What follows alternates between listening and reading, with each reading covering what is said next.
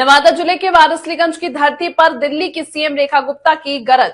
कहा, अब लालटेन नहीं बल्ब का युग है। मोदी नीतीश की जोड़ी से बिहार ने पकड़ी विकास की रफ्तार, इसे रुकने ना दी। अरुणा देवी को जिताने की अपील, बोली विकास की लौ जलाए रखनी है, मैं जीत के बाद मिठाई खाने फिर आऊंगी। देखें पूरी खबर कृष्णा कुमार चंचल की। खबर देखने से पूर्व हमारा जनमंथन न्यूज चैनल को सब्सक्राइब करना ना भूलें और लाइक व शेयर भी करें ताकि आपको हर खबर का अपडेट मिलता रहे।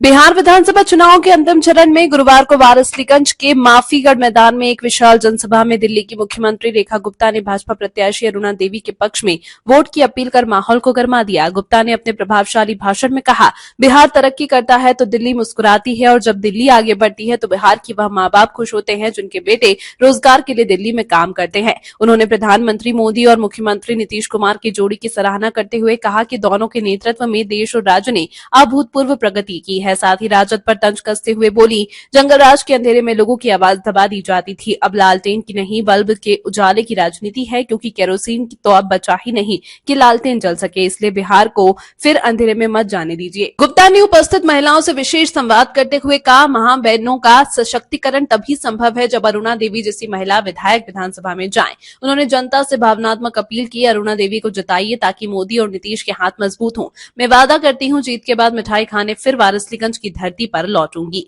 सभा में जोश उस समय चरम पर पहुंच गया जब जमुई सांसद अरुण भारती ने नारे लगाए, धरती गूंजे आसमान बोले रामविलास पासवान। उन्होंने विपक्ष पर हमला बोलते हुए कहा, तेजस्वी वही जंगलराज का वारिस है जब लोग दिन में भी सड़कों पर निकलने से डरते थे। सभा में भाजपा, जदयू, लोजपा कार्यकर्ताओं का उत्साह देखने लायक था। मंच पर पूर्व जिला परिषद सदस्य सरदार अखिलेश सिंह, जदयू नेता अजय सिंह, पकरी बरावा प्रखंड प्रमुख प्रतिनिधि विनोद साव, जिला परिषद प्रतिनिधि पंकज सिंह, भाजपा नेता राजेश कुमार, पकरी बरावा के पूर्व उप प्रमुख मनोज यादव, ठेरा पंचायत के मुखिया तथा पकरी बरावा लोजपा प्रखंड अध्यक्ष मंटू सिंह समेत हजारों कार्यकर्ता और ग्रामीण मौजूद रहे।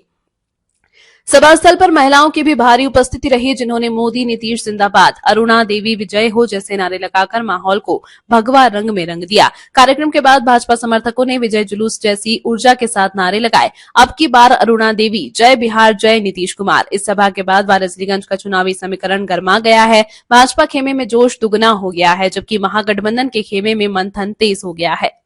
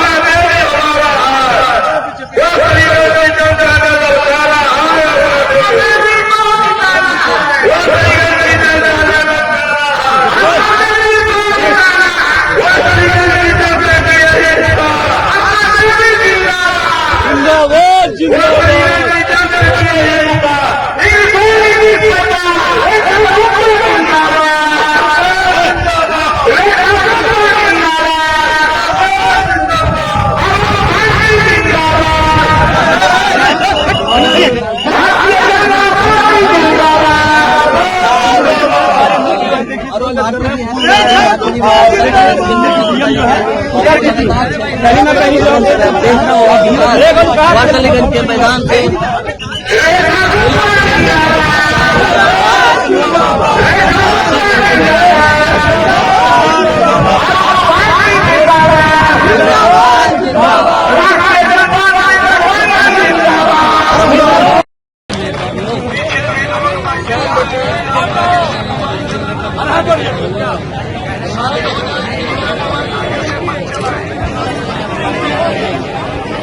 फोटो लेना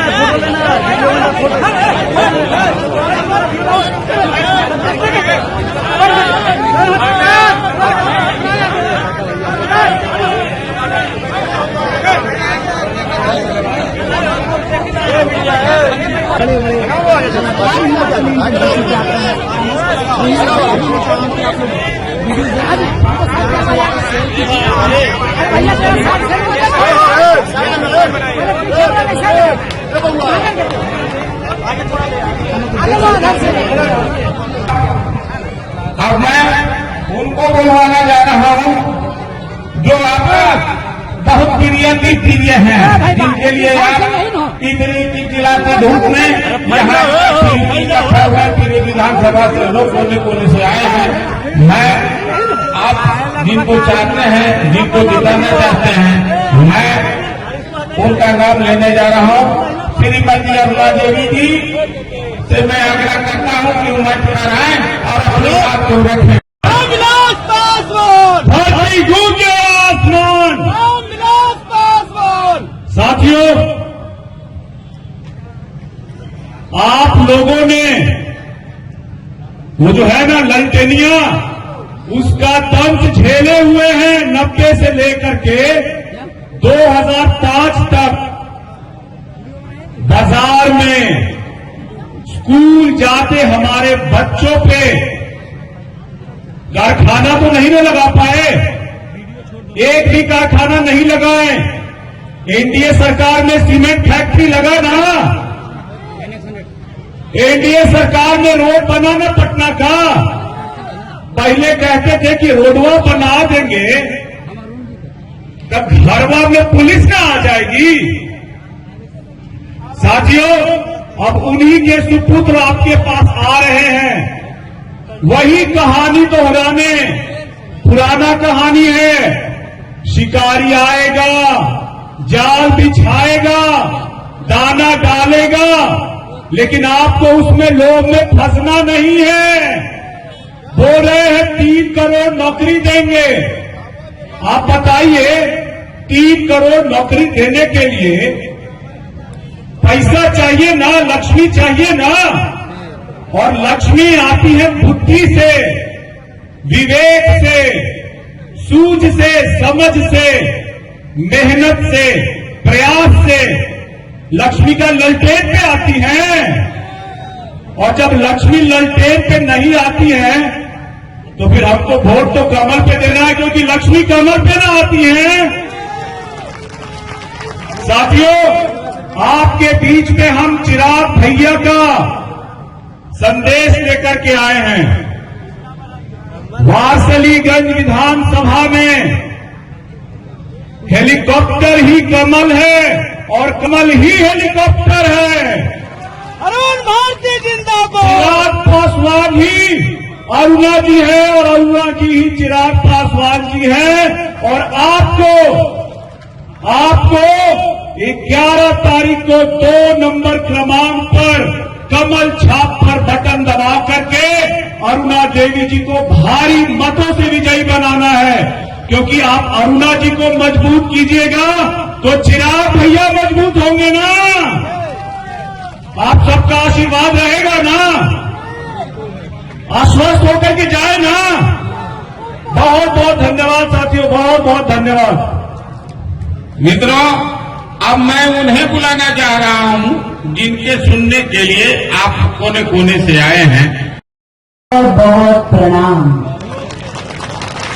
और प्रणाम करती हूँ यहाँ बैठे हुए वारसलीगंज के मेरे सभी भाइयों को, सभी बहनों को, जिन्होंने अपनी खून पसीने से न केवल इस धरती को सींचा है, बल्कि पूरे बिहार को और पूरे भारत को अपनी ताकत लगा करके, अपनी मेहनत करके आगे बढ़ाने में जी जान लगाया है।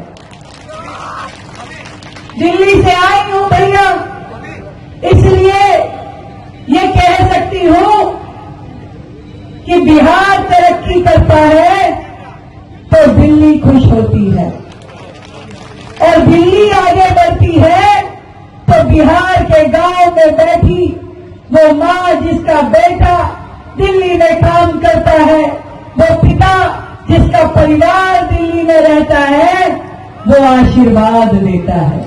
देता है कि नहीं देता है? जब दिल्ली में अच्छे से छठ हुई तो पूरे बिहार के हर बुजुर्ग ने अपनी बेटी रेखा गुप्ता को आशीर्वाद दिया।